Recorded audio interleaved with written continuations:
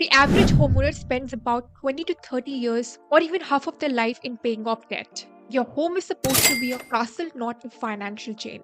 You shouldn't feel guilty about owning your home. In this video, we will discuss what is mortgage and what they don't tell you about how it really works. We will discuss strategies to pay off your mortgage faster and smarter. We will also discuss advantages and disadvantages of these strategies so you can decide what really works well for you. These strategies helped me pay off my six-figure student loan in 2.5 years. It worked really well for me, and I'm confident it will really help you. You don't have to feel bad if you have taken a mortgage, no matter how many people make videos about it.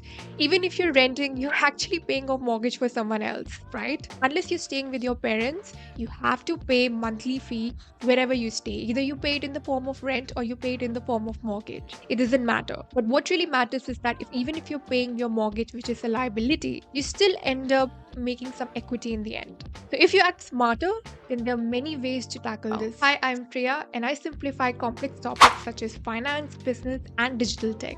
So if you're interested, then consider subscribing. Now let's move on to what is mortgage and how it really works. Think of mortgage as not just a loan, but a financial commitment with your home on the line. A standard mortgage can be up to 30 years, but the key is understanding how your payments are structured, because that will decide how much interest will you really pay. So here are a few concepts that I'm going to discuss which will help you understand those strategies in the later part of the video. The first concept is called compounding. Imagine you have a magic piggy bank. Every time you put $1 into it, the magic piggy bank gives you a few extra pennies as a thank you for saving your money in it. Let's say it gives you 10 pennies for every dollar each year. Now the magic part is this. Piggy bank doesn't give you just pennies for the dollars you put in that year. It also gives you extra pennies for the dollars you put in last year, including the pennies it gave you before.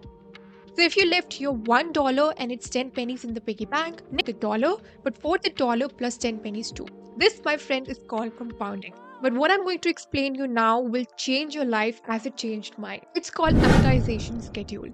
Before taking any debt, you need to understand what is amortization schedule. So amortization schedule basically shows you how each payment is split between principal and interest. In the early years, you will pay more interest, whereas later on, as time goes by, more of your money will go into paying off your principal amount. A lot of people, as they take mortgage or they take any debt and starts paying their monthly fixed amount, thinks that, oh my god, I'm paying off my debt, I'm doing so good. Yes, but actually you're paying more interest in the beginning than your principal amount. And this is what you want to avoid. So think of amortization like a snowball rolling downhill. At the top, it's mostly rolling over snow, paying interest, but as it goes down, it starts picking up more snow, paying off the principal until it's big snowball at the bottom with all the snow it's gathered. And guess what? You have paid your whole loan. Alright, so let's try to understand how amortization calculator works and how does it help us in understanding our mortgage. So what you need to do is you need to go to Google and type amortization calculator. I'll put a link down in my description in case if you want to play around with it. So what you need to do is you go to a calculator. There's so many options out there, and you put in your only three things. You put in loan amount, loan term, and interest rate, right? So let's for the argument's sake, let's say we have taken a loan for $100,000, and we are going to pay it in 30 years. The loan term is 30 years, and to make things simpler, we're taking an interest rate of 5%. So this means your fixed amount that you're going to pay to the bank every month is going to be $536, and you're paying 48% in interest, and you're paying 52% if you continue to pay this much amount for 30 years. So you're paying $93,000 in just interest rate. Now let me show you how these small changes that we're going to discuss in strategies are going to bring such a huge impact. Now, one thing I want you to note is that in the beginning of the loan, you're paying more in interest rate and you're paying very less in principal amount. If you notice this, it's very less in principal amount, right?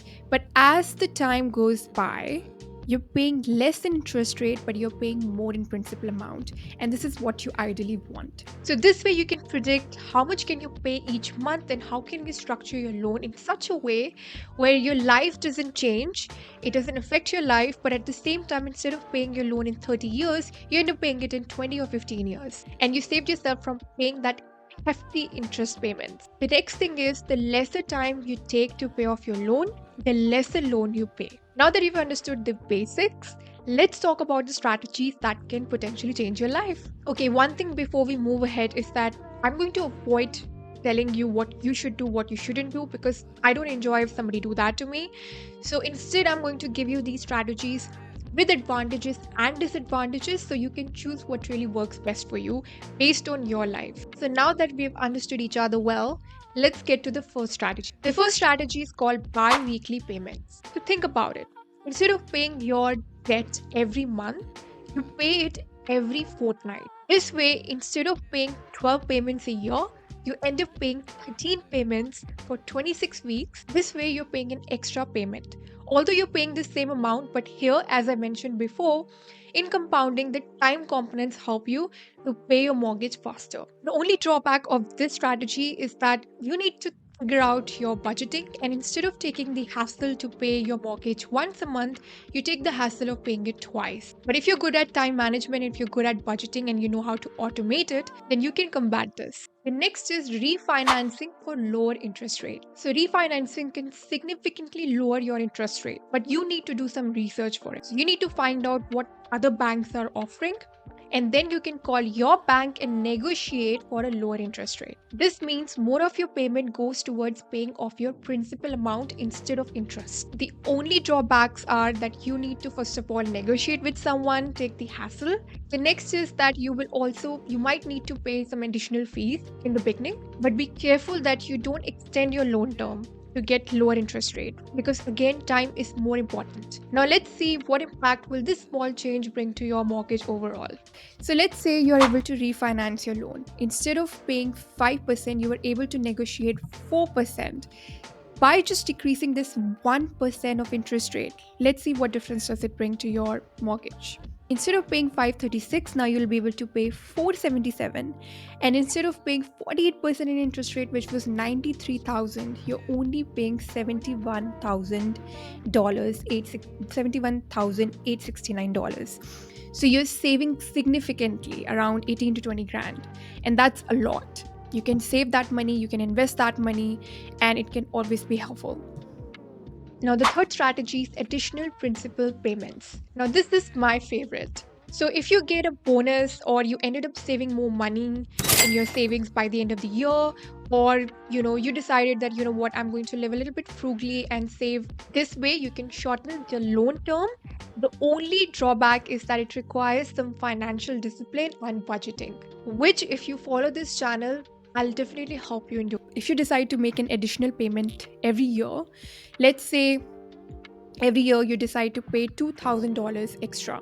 Let's see what difference does it bring. You'll be able to pay your loan in 17 years, 10 months instead of 30 years, which means by default, you'll be paying less interest and you'll be saving around $42,795.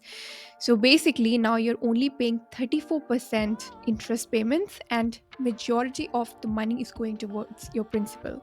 The last strategy, which is my favorite, is called mortgage recasting. So mortgage recasting means paying a large lump sum for your principal and then re-amortizing the remaining balance. This will result in lower monthly payments for the remainder of your loan term. So you can reduce your monthly payments without extending your loan. But the most important thing is that this only happens in special case scenarios. You need to contact your bank and you need to figure out what that large lump sum can look like, or what is the minimum amount that you can pay. Moreover, you need that large lump sum payment as well. One thing you must have noticed in each of these strategies, the time component is the major factor that plays an important role in debt. These strategies you can use even to pay your student loan, you can even use to pay your credit card loan, it doesn't matter. What really matters is to understand the basics of compounding, how important time is, and the more payments you make, no matter how much amount, It really helps you to reduce that loan. I want to summarize the entire video by emphasizing on this one sentence. The lesser time you take to pay off your debt, the more money you save. So think about the time component again and again before taking it. So are you ready to take control of your mortgage? If you like the video, then click on that like button. But if you didn't like the video, then let me know in the comment section that what you didn't like about it and what would you like me to involve in my upcoming videos. If you have any suggestions, then let me know in the comment section as well. And share it with a friend who's struggling to pay off their mortgage. I'll see you in my next video. Till then, take care. And remember one thing, that life doesn't have to be this complicated, right? Take care. I'll see you in my next video. Bye bye.